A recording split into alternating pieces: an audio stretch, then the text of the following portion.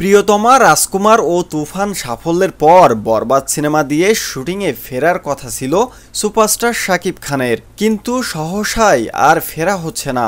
বরবাদে শাকিবের সঙ্গে জুটি বাঁধবেন ওপার বাংলার ইদিকা পাল, যিনি এর আগে নায়কের সঙ্গে প্রিয়তমাতে অভিনয় করে দুই বাংলার প্রিয়তমা তকমা কুড়িয়েছেন।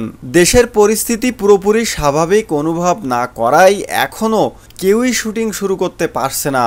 ঢাকায় খানিকটা স্থিরতা এলেও কলকাতায় এখন আন্দোলনে তালমাটাল।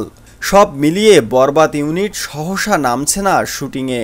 দেশের চলমান অস্থিরতায় সিনেমাটির শুটিং পিছিয়েছে।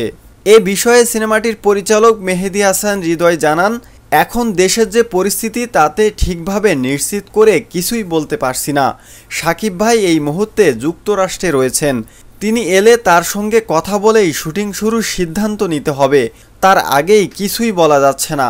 জানা গেছে ২৬ বা ২৭শে আগস্ট যুক্তরাষ্ট্র থেকে দেশে ফিরবেন শাকিব খান। বিশ্রাম নিয়েই আবার ছুটবেন কলকাতায়। সেখান থেকে ফিরেই ব্যস্ত হতে পারেন ক্রিকেটের মাঠে, কারণ বাংলাদেশ প্রিমিয়ার লিগের বিপিএলে একটি দল কিনছেন তার প্রসাধনী ও হোম কেয়ার প্রতিষ্ঠান রিমার্ক হারল্যান্ড।